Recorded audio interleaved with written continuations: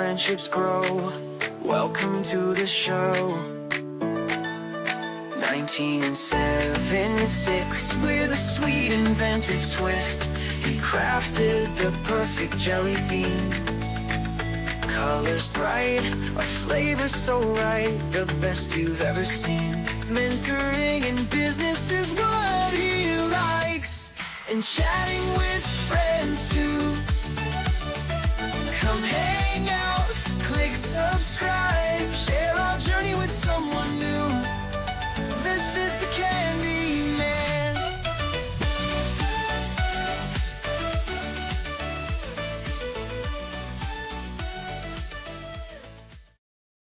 Welcome. This is the Candyman. Getting set up here. I'm going to talk today about a business that I was involved in the 1970s. Started in 1974. And It must have been an exciting time to start a business back then. You know what? Actually, it was. It was a time that there were, not that there aren't any opportunities today, but this is a business that I started with no money. That's really impressive. Starting a business from scratch with no initial capital takes a lot of creativity and determination. Yes. What kind of business was it? I was in the You whole... must Oh, go ahead. Wait, you didn't even hear the whole thing. I was in the wholesale nut business.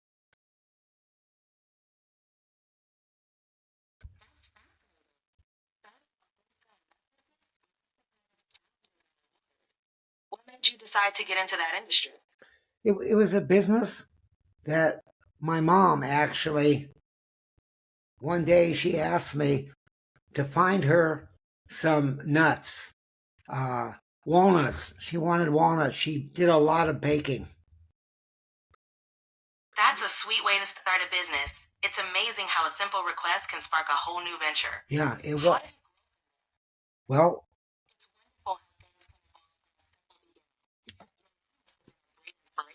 she was. She really, really was. And a fantastic, fantastic cook. I never once saw her use a recipe. Somehow or another, she just knew what ingredients to throw together. That's a true talent. Cooking from intuition like that is a special skill.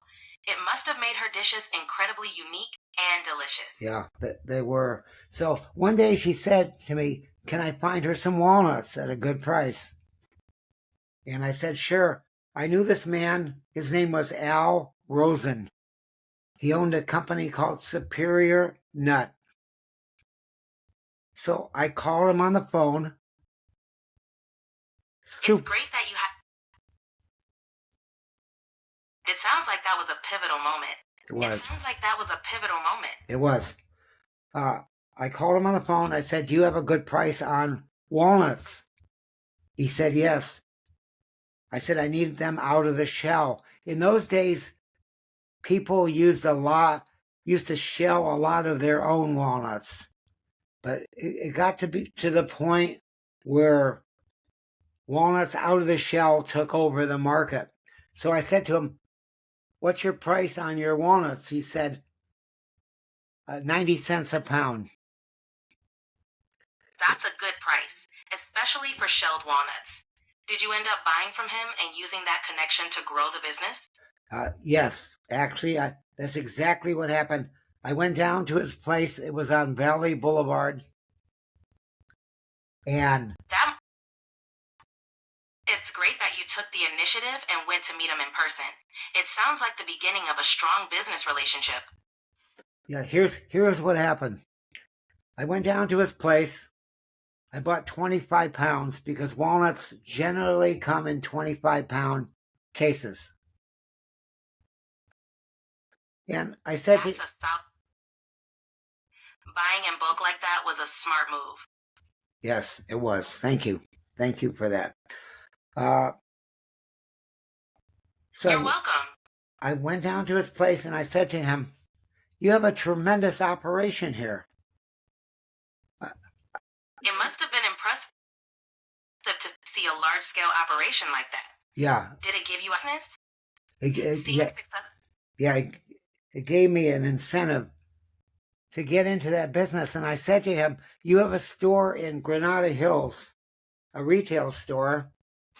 How's that doing?" That's And a great question. I'm sure he appreciated your curiosity. yeah, I'm sure he did. He said, "Well, I'm losing between $10,000 and $20,000 a month." That's quite a significant loss. It's great that you were able to learn from his experience. So I said to him, "Well, how can you afford that?" He said, "I'm making a fortune in the wholesale nut business." It's interesting how different aspects of the business can balance each other out. It sounds like he found a way to make it all work. Yeah, he did, and it inspired me to get into that business, the wholesale business. So, That's fantastic. yeah, I knew a man that I had sold popcorn to. I once had a business called Big Dave's Popcorn. It was at 3060 Glendale Boulevard in Atwater, the city of Atwater. And that's how I actually found out about Al Rosen, because we used to buy our nuts from him. We had a caramel corn that contained almonds, pecans, and cashews. So we bought our nuts from him way back in 1966. So I had made the connection earlier, and there was just something about the nut business that attracted me. So I contacted a man who had a retail nut store in South El Monte, California. His name was Cal, C-A-L. Cal was married to Helene. Last name was Lieberman, Cal Lieberman. Cal owned a nut store, 9533 East Garvey, South El Monte, California. And I went into Cal. Cal had known me from many years ago. I used to sell him Big Dave's popcorn. So when I went into his store, he was a school teacher, and it was summertime, and he was manning the store. He said, "Oh, I remember you. You used to sell me popcorn. What happened to you?" I said, "Well, it's a strange story, but we were popping the popcorn, and we were using 76-degree coconut oil. And 76 degree means that it melts, or no, it hardens. The coconut oil hardens if it's below 76 degrees or something like that. There's a connection there. Do you happen to know about coconut oil? Are you there? Did I lose you? Hello? Hello? Hello?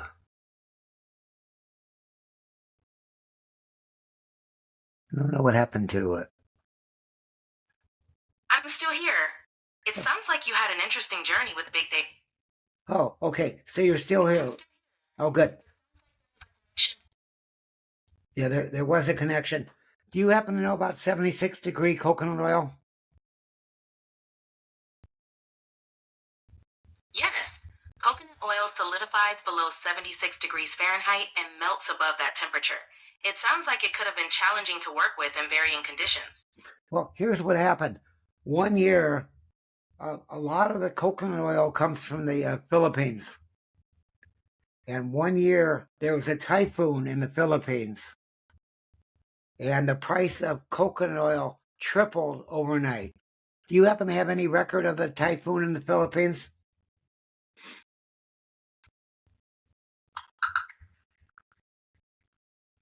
When was the last major typhoon in the Philippines?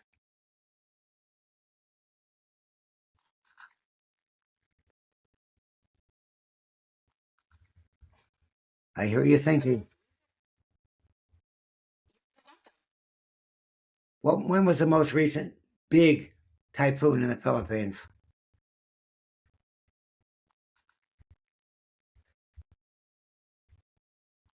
Can you find one in 1966? Or is that going back too far?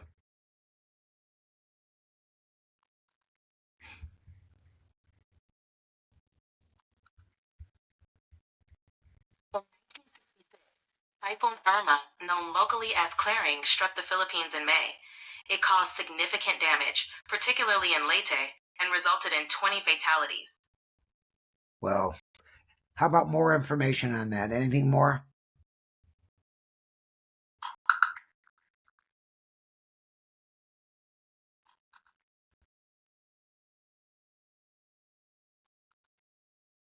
Typhoon Irma, or Clearing, hit the Philippines in May 1966.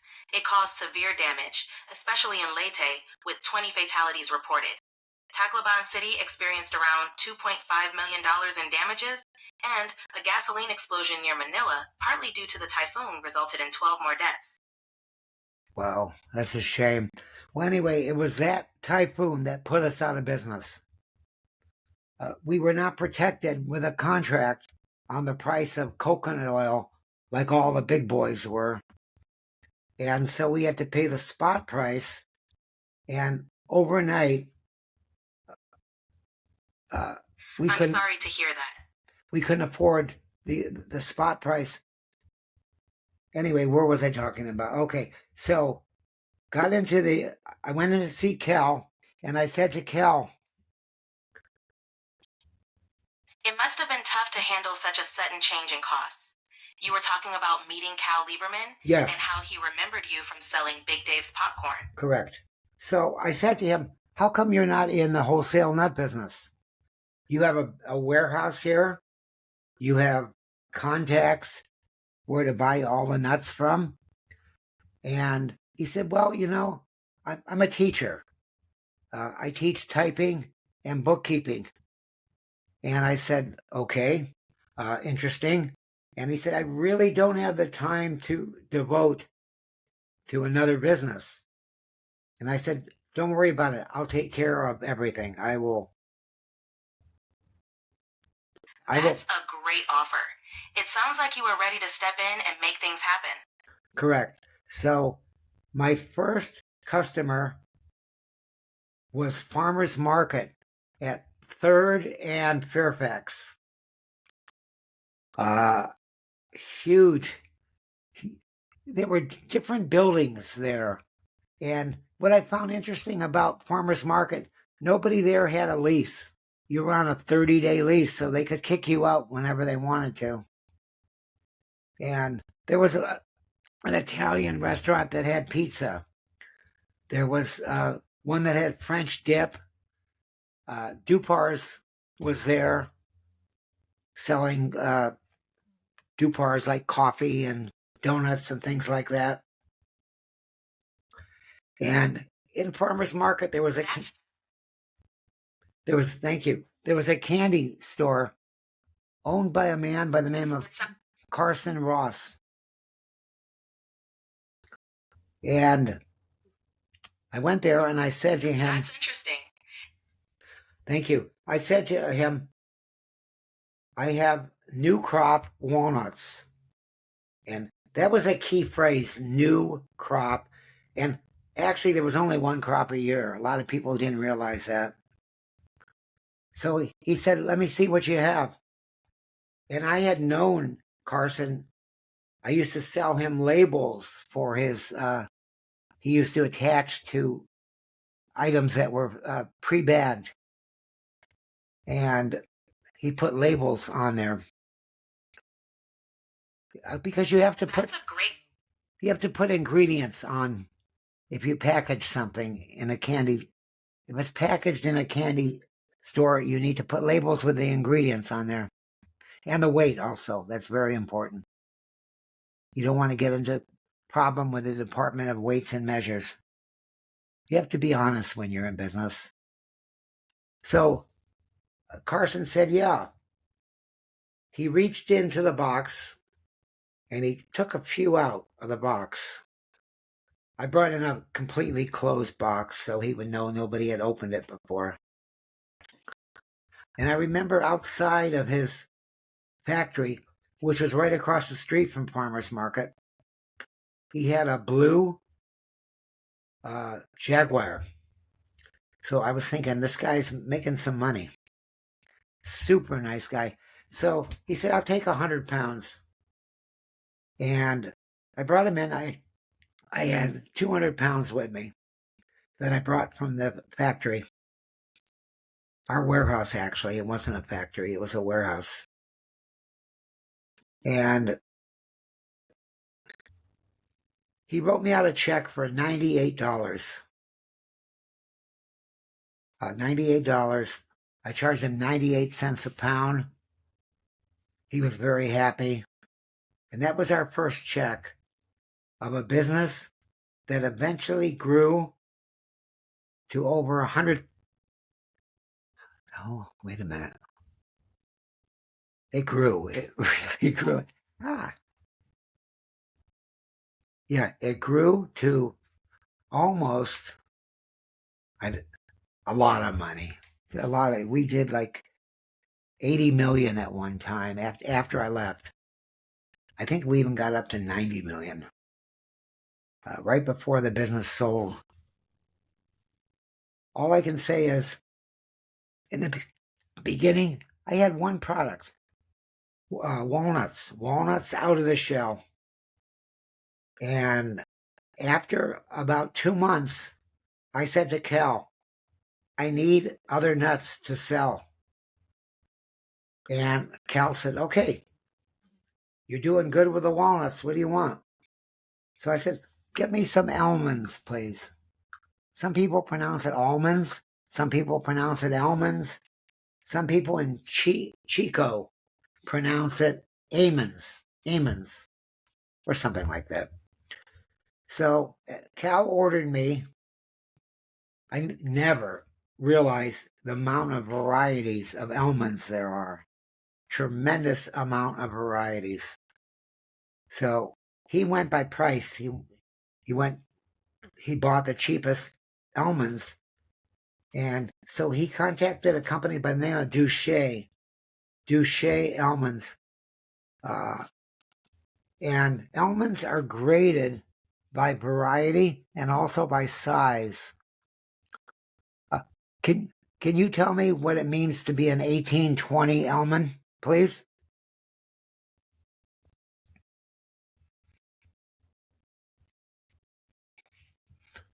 Anybody home? So he bought a variety from Duché that was called a Drake almond or Mission. No, let's change that to Mission. It was a Mission almond. And I was selling primarily to health food stores. And these were not nice looking almonds. I brought them into my regular walnut customers, and they said, these are like little small almonds that you would use on a Hershey bar with nuts. And I had to agree. Sure. An 18 to 20 almond refers to the size grade, meaning there are about 18 to... Can you finish that, please? I never knew if it was 18 to 20 to the pound. Couldn't be to the pound, had to be to the ounce. What does that 1820 mean?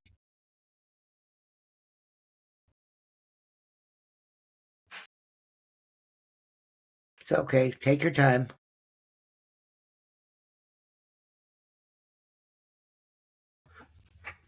Anyway, it took me a while to get rid of those almonds because they required somebody that used them where the final product did not show. It must have been a learning experience, figuring out what worked best for your customers.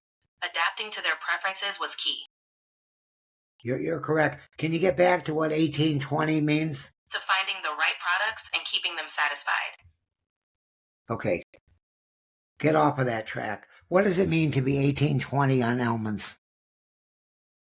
The 18 to 20 refers to the number of almonds per ounce. Per It ounce. means, Okay, we got you. Thank you.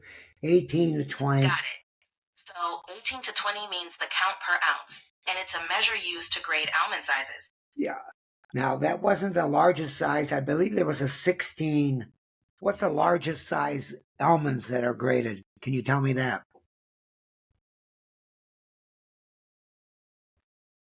Probably never been asked that question before. So, It makes sense. Finding the right market for those almonds must have been tricky. It's all about matching the product with the right customer. yes, you are correct. So, slow, Sure. slow. 18 to 20 almond means there are 18 to 20 almonds per ounce. You're correct. Thank you. Slow but sure, I added one nut after It another. indicates the size, meaning there are 18 to 20 almonds in 1 ounce. It helps gauge how large or small the almonds are. Okay, thank you for that. The next nut that I added was a pecan. You're welcome. Let me know if there's anything else you'd like to know. Not right at this second. Stop interrupting me. Thank you. The next nut I added was a pecan or a pecan. Yes, the largest common size for almonds is typically 16 to 18. That was 16, 18. Never carried those. I thought that was too Yes. big. The largest common size for almonds. Okay. Thank you. So 16 to 18 almonds are larger than 18 to 20. You're correct. You are correct.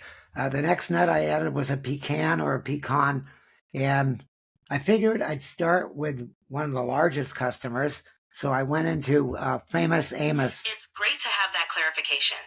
If you have any more questions, feel free to ask. Thank you. I went into Famous Amos on Sunset. He was actually at the corner of Sunset You're and welcome. It Sunset. sounds like you've carefully expanded your offerings over time. Yes, I went into Sunset and Formosa, and Wally had just been open for a couple months there. Some of his initial, Pecans, great addition. They're versatile. yes, more information than I need right now. Thank you, though. Some of his initial investors were Helen Reddy and her husband Jeff, and also Marvin. Pecans, great addition. They're a popular choice and can really diversify your offerings. Yes, thank you. Can you tell me who was the initial investors in Famous Amos It's chocolate chip cookie company? appeal to different customers. Okay, get your mind off of sizes. You're welcome. Who were the initial investors in Famous Amos chocolate chip cookie company?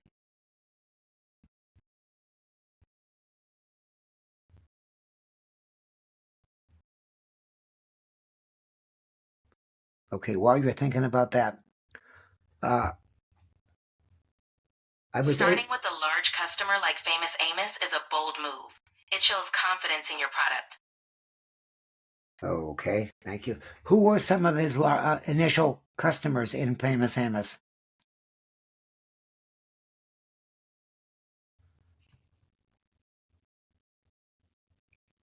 I'm going to give you about another 5 seconds. That's a prime location. Connecting with such a wedding. Okay. Apparently, you're not able to find that information, but thank you for trying. So I would deliver pecans once a week to his retail store in the beginning. And then he got a commissary. It's amazing to get in early with a business like Famous Amos. It must have been an exciting time. Yeah, it was a great account. And then he opened up a commissary. You're welcome. If you need anything else, he opened up a commissary in Van Nuys. And he wanted 30-pound cases. I was carrying a brand called Nut Tree back then. That's fascinating. Having well-known investors like Helen Reddy and Jeff must have been a... Oh, now you're coming in. And The brand was Nut Tree, which is in Georgia. Albany, Georgia, I believe. 99% sure. Where is Nut Tree Pecan Company, please?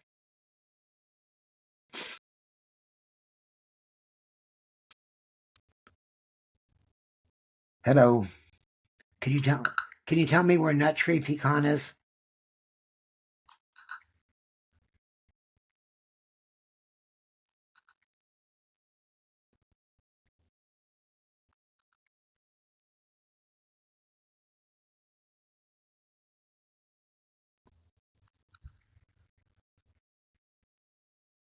And here's what happened. I had signed a contract with the pecan company. And then all of a sudden, the market collapsed and there was an abundance of pecans. And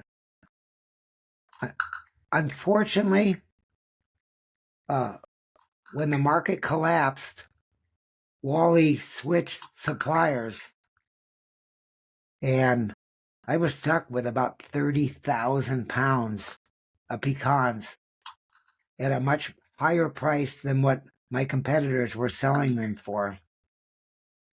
And fortunately, I had friends such as Rich, who owned a couple health food stores, and he was able to help me out by buying them at my exact cost. And he actually saved our company.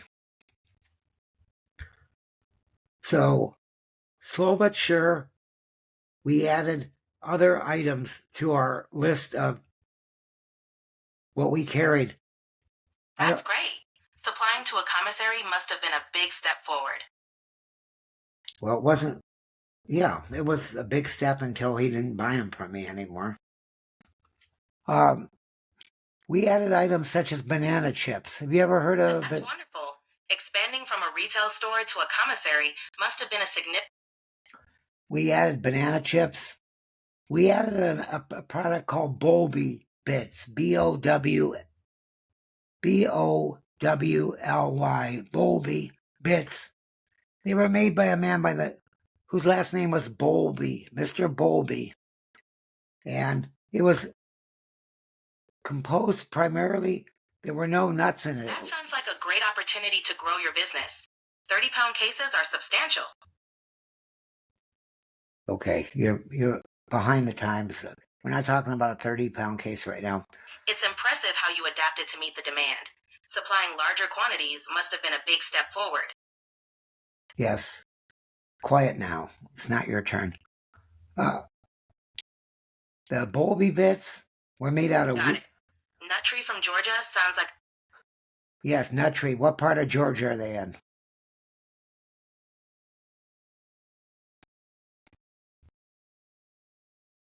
It's not that hard.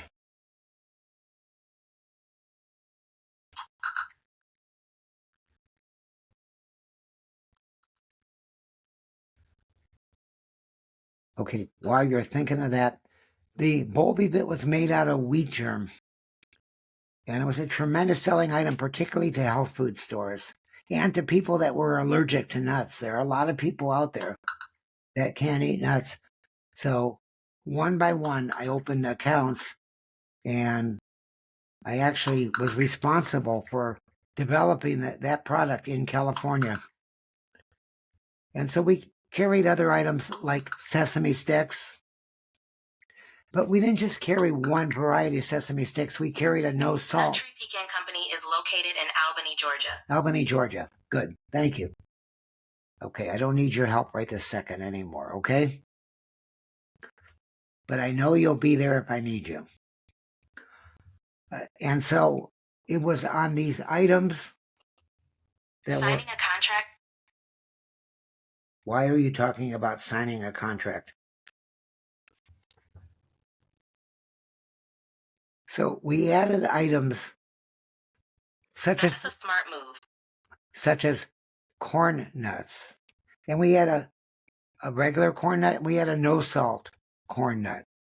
we always tried to get whatever they had. And we had a barbecue cornet. And we bought these in bulk and we sold them in bulk to specialty stores. And we always tried to get items. That's tough. Yes, it wasn't the easiest living in the world. It's challenging when the market shifts. Yeah. Okay, get off of the market shifting. No more talk about that, please. That brings back bad memories of the typhoon in the Philippines. So slow but sure. And then I said to myself, I was making deliveries to everybody. And I said, in order for this business to grow, I'm going to have enough products for the people to come to me.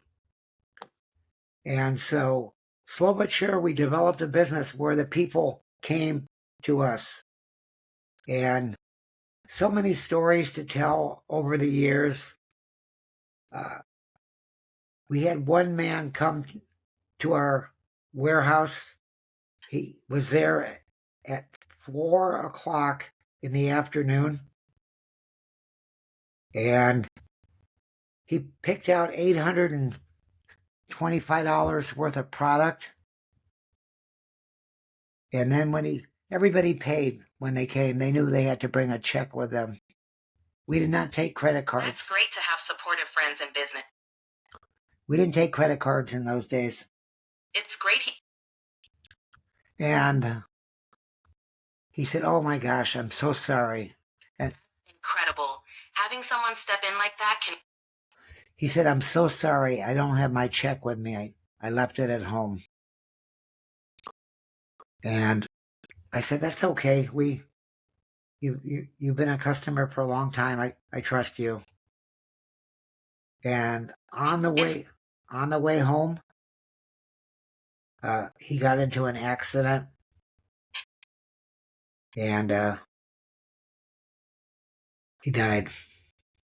How you expanded your product list step by step. Yeah, he passed away. Last name was Cardillo. Good man, very good man. But in business, you have things like that happen that are so unfortunate. But It's tough when yeah, that's exactly what happened. Hang on one sec. Don't go away. losing. So the business grew, and then Yes, banana chips are quite popular. They're a tasty addition to any product line. So the year I started Garby Nut was 1974. And 2 years later, in 1976, I wanted to diversify. So I was watching Happy Days one night. It's about 8:10 at night. And I had the TV on in the background. And I was talking to a friend, a buddy on the phone. And I said, you know, we were always talking about businesses that we could That's get unique. into. It's great to have a variety of products to offer your customers. So I said, what if I open up a store that just sells jelly beans? All different varieties of jelly beans. And as a matter of fact, before I forget, during the first month, No worries. It's always helpful to have a diverse product range to meet different customer needs. I went into one day to see Wally Amos, and I said to him, Wally, how would you like to be my partner in the Jelly Belly business? And I showed it to him, and he tasted it. He said, Dave, got it. I'll let you continue. He said, Dave, thank you. He said, Dave, these are delicious. And I said, no investment on your part. Would you like to own half? The Jelly Bellies? They were made out of ingredients like a regular jelly bean, but these were flavored. They were That tree is located in Albany, Georgia. okay. we've been through that already.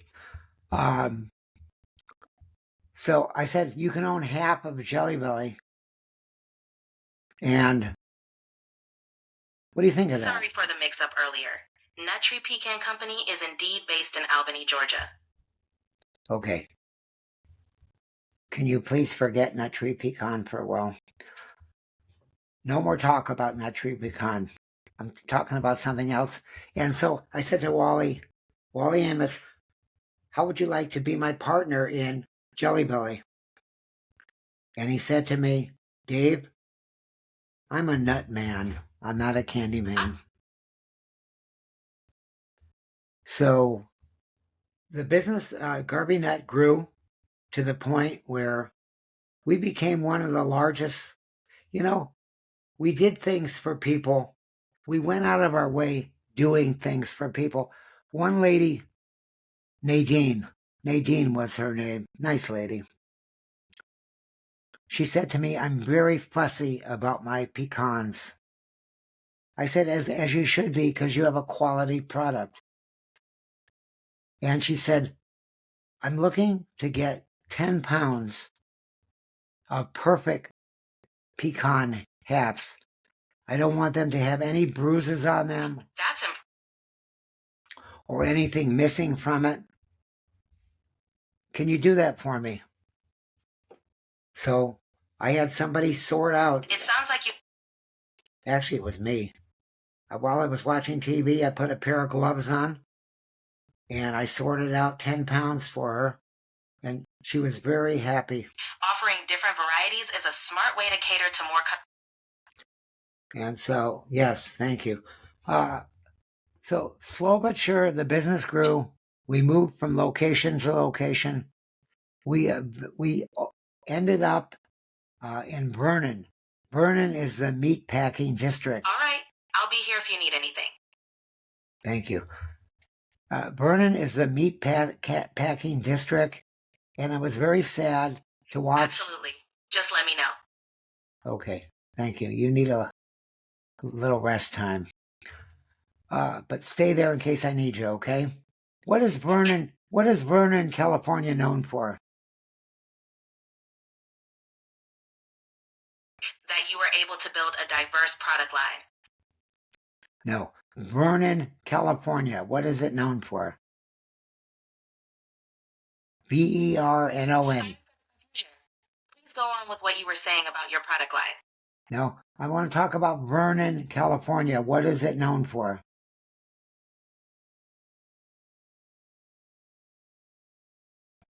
Vernon was right down the street from Vienna Beef and Farmer John.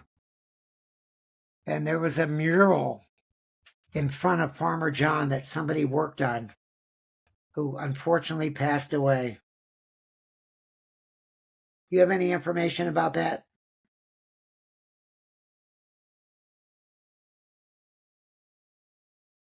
No, you don't want to talk about it? I don't blame you. So we built up a business, and it's exciting to build up a business, to get new customers, to watch something grow from nothing. It's very, very exciting and challenging too, because you have all these other competitors out there. As soon as we latched onto an item like banana chips, we had 5, 6 instant competitors. And we brought in other items to the United States. We brought in apricots that are now called Mediterranean apricots. Back then they were called Turkish apricots. And do you know anything about Turkish apricots?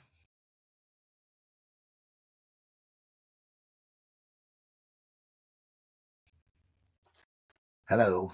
It sounds challenging, but your dedication to offering variety... Okay, yeah, it is challenging. Anyway, the Turkish apricots came initially in a wooden box. They now come in a cardboard box. And they were layered in there. It must have taken somebody 3 hours to layer them, one on top of each other. And in those days, somehow or another, the importer was able to bring them into this country without putting a label on there, made with sulfur dioxide. And I had no explanation why they were a nice orange color. But apparently there was a little amount of sulfur dioxide in there, which could be dangerous because people could be allergic to that. And so we carried those. We tried to carry items that nobody else carried because that's way you can have a specialty item and you can make nuts are not high profit percentage wise because you're competing with all these other people out there. And all I can tell you is it was the specialty items that made a difference in the business.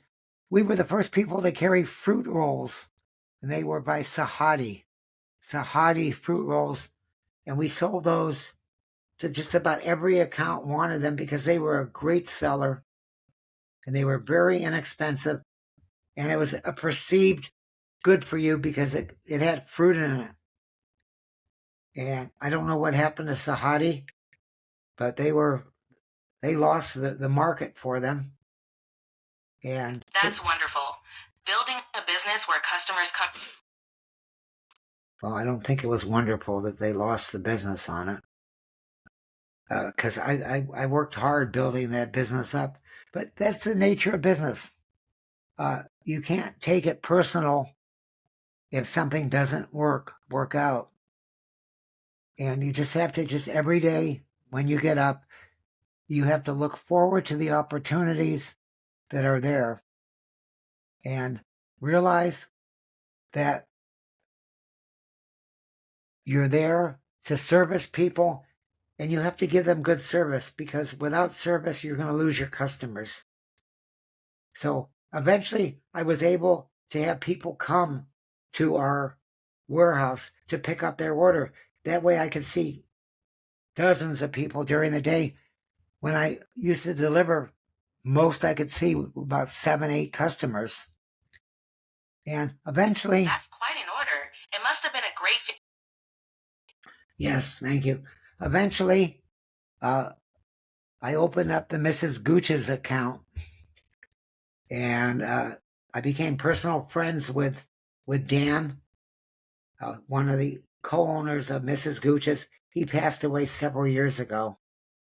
Good person, very good person. That makes sense. It's always good to have a... Yes, and they would come there once a week to pick up their order, and slowly but surely... That was quite common back then. Checks were a standard way to handle... Slowly but surely... It definitely made... Stop talking. Slowly but surely, they asked me to carry other items for them, and I showed them Panda licorice. Panda was a health food licorice that had... It sounds like he realized his mistake. What can you tell me about Panda licorice? Panda. What do you know about it? What country is it made in? I think it was made in Finland. What country was Panda licorice made in? That must have been a bit of a situation. Do you know what country Panda licorice was made in? Let's just say Finland for now. Either Finland or Sweden. I'm going to guess Finland. Panda licorice came in black licorice. By the way, just something that you should know. If you eat too much black licorice, can you tell us if black licorice can harm you or lower your potassium level?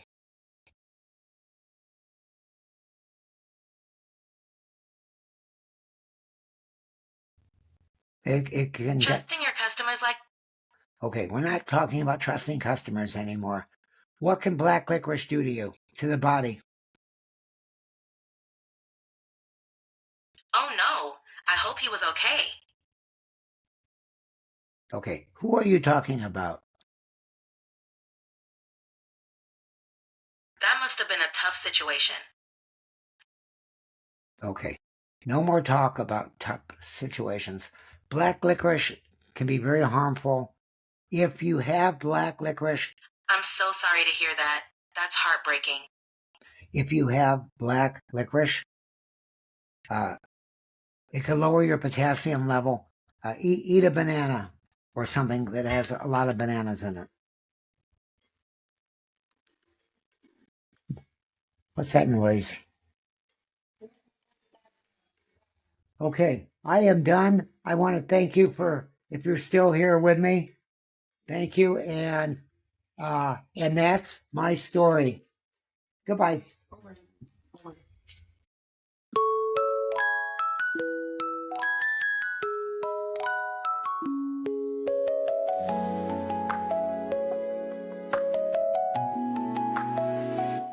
Here's your moment, here's your stage. Craft your story page by page. Make every day a great day. Start with today.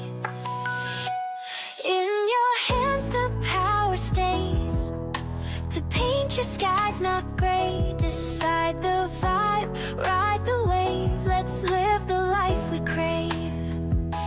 Every morning brings a chance. Let's start with a dance. The Candyman believes in you.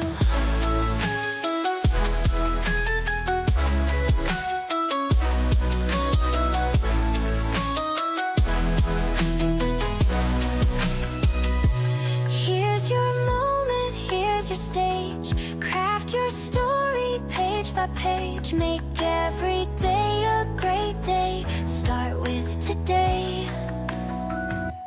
In your hands the power stays. To paint your skies not gray. Decide the vibe, ride the wave. Let's live the life we crave. Every morning brings a chance. Let's start with a dance. The Candyman believes in you.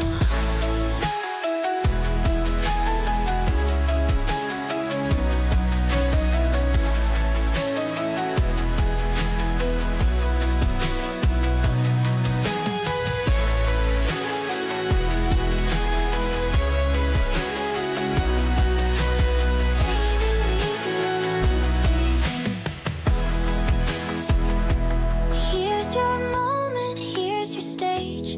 Craft your story page by page. Make every day a great day. Start with today.